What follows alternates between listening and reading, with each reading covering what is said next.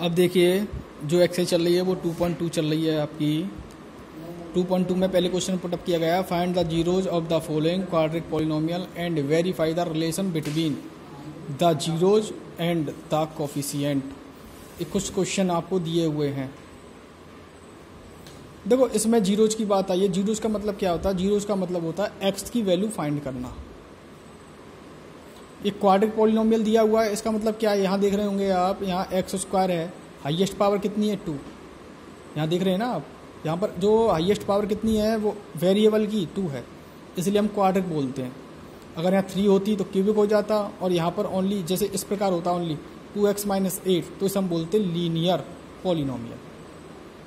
उसके बाद आपको क्या बताना है? उसके बाद आपको एक चीज़ और डिफाइन करनी है, वेरीफाई करना है इसमें relation between the zeros and the coefficient. साथ ही साथ ये भी आपको डिफाइन करना है इसके अंदर। ये देखिए क्वेश्चन एक्सरसाइज 2.2 ये क्वेश्चन नंबर फर्स्ट का मैंने फर्स्ट पुट कर लिया है, वहाँ से ले लिया है।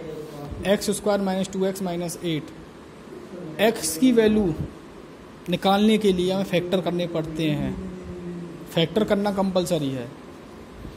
इसका रूल क्या होता है? इसका एक रूल होता है जो लास्ट में कांस्टेंट टर्म है, ये कांस्टेंट टर्म होता है, मैंने आपको बताया था। जिस डेट के साथ कोई वेरिएबल ऐड नहीं हो रहा हो उसे हम कांस्टेंट टर्म कहते हैं। इसमें चलता क्या है, रूल क्या है इसका कि कांस्टेंट टर्म का मल्टीप्लाई हमेशा जो x² है उसके कोफिशिएंट से होता है। यदि कोफिशिएंट दे रखा हो तो उसका मल्टीप्लाई कर देंगे, अगर नहीं दे रखा होता है तो इसमें हम 1 मानते हैं। और 1 का मल्टीप्लाई 8 से करेंगे तो कितना आएगा? 8 आएगा। 8। अब 8 के हम करते हैं फैक्टर। 8 के फैक्टर करेंगे, फैक्टर करना तो नॉर्मल तरीके से आप पे आता होगा। 8 का डिवाइड लगाएंगे 8 में, 2 का डिवाइड लगाएंगे 8 में 4 टाइम्स, फिर 2 का डिवाइड लगाएंगे 4 में 2 टाइम्स, और 2 का डिवाइड लगाएंगे 1 टाइम्स। अब क्या रहा है? वो कह रहा है इसको ऐसे मैनेज करिए, मैनेज करना है इस प्रकार कि मल्टीप्लाई करने पर 8, और ये जो साइन है ना ये बताता है कि हमें सब्ट्रैक्ट करना है या ऐड करना है, जो कि हमें अगला वाला फाइंड हो। ये कह रहा है कि सब्ट्रैक्ट करने पर 2 आए और ऐड करने पर वो मल्टीप्लाई करने पर आए 8। तो आपको इसमें से कोई 2 डेट लेनी है जिनका मल्टीप्लाई करने पर 8 आना चाहिए और सब्ट्रैक्ट करने पर 2 आना चाहिए। तो देखो 2 2 जा 4 और 4 2 जा 8, 4 2 जा 8।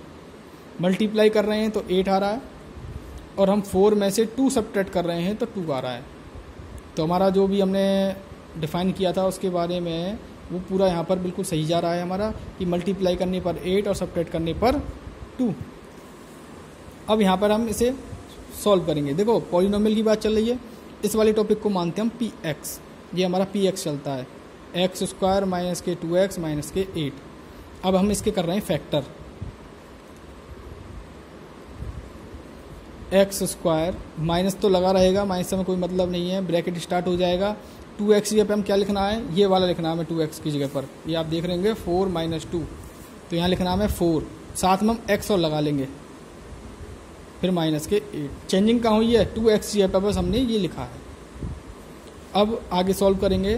x² माइनस का अंदर मल्टीप्लाई, माइनस के 4x प्लस के 2x माइनस के 8। माइनस का ब्रैकेट में मल्टीप्लाई करते समय ध्यान रखें जो ब्रैकेट के अंदर साइन होंगे वो सभी चेंज हो जाएंगे आपके। अब 2 के पेयर बनते हैं, 2 स्टार्टिंग के 2 लास्ट के। x² - 4x, इसमें से कॉमन क्या दिख रहा है? x दिख रहा है, तो x कॉमन ले लिया। जिसकी पावर कम हो उस वाले को हम कॉमन ले लेते हैं, यही हमारा रूल कहलाता है। अब x का x² में डिवाइड लगाओ, x टाइम्स जाएगा, फिर माइनस x का 4x में लगाएंगे तो 4 टाइम्स जाएगा, प्लस यहाँ देखिए 2 और 8 है, इन दोनों को कॉमन ले लीजिए। इन दोनों में कॉमन क्या है? यदि आपकी समझ में कॉमन नहीं आ रहा हो तो आप इनका SCF ले सकते हैं। 2 और 8 का SCF होता है 2। 2 का डिवाइड 2x में लगाइए x आएगा, फिर माइनस 2 का डिवाइड 8 में लगाइए 4 आएगा। यहाँ देखिए दोनों मैच कर गए।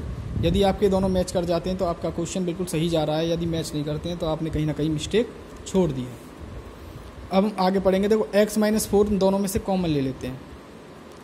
x - 4 हट जाएगा तो क्या रह जाएगा यहाँ पे x, और यहाँ से हट जाएगा तो क्या रह जाएगा? प्लस का 2। अब हम क्या करेंगे? px को 0 के बराबर रखेंगे। तो ये हो गया हमारा x - 4 x प्लस 2 बराबर 0। अब इसे 0 से डिफाइन कर लेंगे, x माइनस 4 बराबर 0 और एक तरफ लिख लेंगे हम x प्लस 2 बराबर 0। तो x बराबर आ गया 4 और यहाँ आ गया x बराबर माइनस 2। इस वाले को हम बोलते हैं अल्फ़ा और ये होता है हमारा बीटा। मैंने आपको बताया था जो x की वैल्यू निकल के आएंगी वो हमारी अल्फ़ा और बीटा कहलाएंगी, जिसे हम इस टॉपिक में बोलते हैं जीरोज। अब टॉपिक आएगा इसमें आगे वेरीफाई का, कोफिशिएंट और जीरोज के बारे में रिलेशंस वेरीफाई करना। पहला है sum of zeros. Sum of zeros का मतलब होता है अल्फ़ा प्लस बीटा।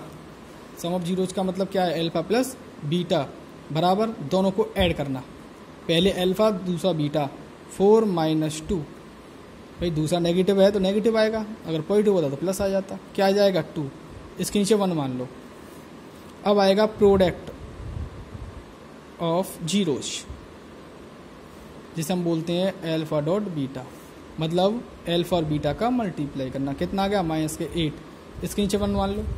अब देखो माइनस के b अपॉन a और c अपॉन में a। हर बार सम ऑफ जीरोज में यही रहेगा। आपको पता है ना कि इसमें सम ऑफ जीरोज का जो फॉर्मूला होता है माइनस के b अपॉन a होता है और प्रोडक्ट ऑफ जीरोज का c अपॉन a होता है। हर बार आपको यही डिफाइन करना है, यही लिखना है। लेकिन इसमें एक चीज़ का विशेष ध्यान रखना कि a की वैल्यू दोनों में इक्वल हो। यदि इक्वल नहीं आती है तो आप उसे अपने तरीके से इक्वल कर सकते हैं। जैसे बाई चांस यहाँ पर 1 की जगह पर, जैसे यहाँ पर होता माइनस के 8/2 या 8/3 होता, और ऊपर वाला जो था उसमें आपका होता माइनस के 2/5, तो हमें डिनोमीटर इक्वल करने पड़ते। तो यहाँ हम क्या करते, 5 का ऊपर नीचे मल्टीप्लाई और यहाँ 3/3 का मल्टीप्लाई, तो ये हो जाता माइनस के 40/15 और यहाँ हो जाता ये माइनस के 6/15। इस टाइप से होता है। बाकी क्वेश्चन आपको इसी प्रकार करने हैं। इस पहले वाले के जो पहला क्वेश्चन आपको दिया है, आपको सभी क्वेश्चन इसी टाइप से करने हैं।